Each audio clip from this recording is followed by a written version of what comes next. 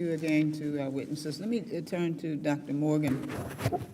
Dr. Morgan, public colleges remain the most affordable option for students, especially low-income, first-generation, and working students, but that affordability has increasingly been preserved by shifting costs onto students rather than sustain a public investment. So can you explain how state funding for public colleges has changed over the last few decades, and how those shifts translate directly into higher tuition and fees for students from a policy perspective? Why is sustained state and federal investment in public colleges one of the most effective ways to control costs without sacrificing quality or access? Absolutely. So I'll just start by saying, public colleges and universities are really the backbone of our higher education system. This is where about 70% of individuals are going to school, and it's incredibly important to keep them accessible and affordable for all students.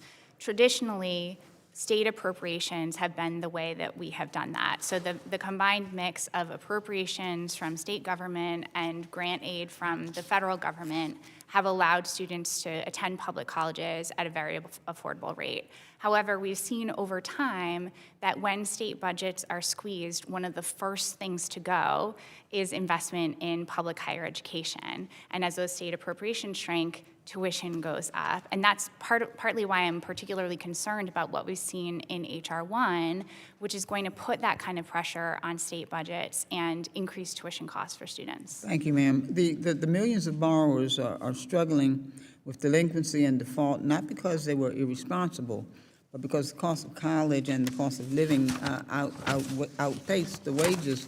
So what does the evidence show about how student loan default affects borrowers' financial stability, including credit access, housing, and unemployment? And looking ahead, what policies are most effective at preventing default before it happens, and what should Congress be doing now to support borrowers who are already distressed? Yeah, delinquency on student loans has incredible negative effects on people's lives. There's both the punitive effects of the way that we collect student loans through wage garnishment and other measures in the federal student loan program.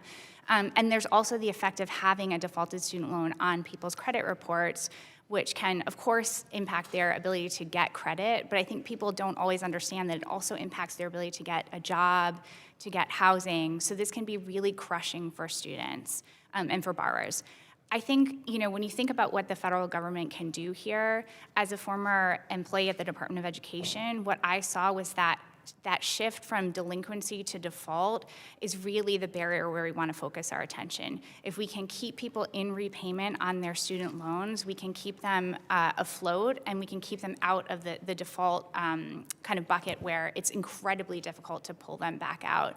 So I think this is where income-driven repayment plans really become important. Thank you. The Century Foundation has played a critical role in documenting and evaluating the chronic underfunding of historically black colleges and universities. I look forward to seeing that advocacy continue. I had the opportunity to work closely with Denise Smith during the HBCU Brain Trust last semester. I've taught 40 years on an HBCU campus. I went to a public university myself, but based on that work, why have public HBCUs continued to receive unequal treatment by their states, even after decades of legal settlements and federal attention? And how does that underinvestment show up for students in concrete ways? Yeah, I really want to thank you for your advocacy on this issue. It's an issue that has been incredibly important to the Century Foundation because it's important to people in this country and to creating equitable access, not just to higher education, but to jobs. We know that HBCUs provide incredible support for Black students around the country and also have experienced unequal funding. And so it's incredibly important that we focus in on equalizing the funding for those schools so that students can experience the same outcomes as their peers. So what should Congress expect from states and institutions to ensure that HBCU funding gaps are actually closed, not just acknowledged? And how can organizations like yours continue to play a role in holding systems accountable for delivering on that promise? I think we need to persistently put the data in front of our leaders, not only at the federal level, but at the state level, to make sure that they can't walk away from these gaps that they've created and that they've allowed to foster over decades. To me, that kind of advocacy is really important from an organization like Century, and I appreciate the advocacy that we had from you and others in terms of the impact that has on Thank you students. very much. Mr. Chairman, I'd like to put in the record the college investor article, administrative bloat is false. Without objection. Thank you. Thank you very much. Thank you. And I'd like to recognize the chairman of the full committee, my friend from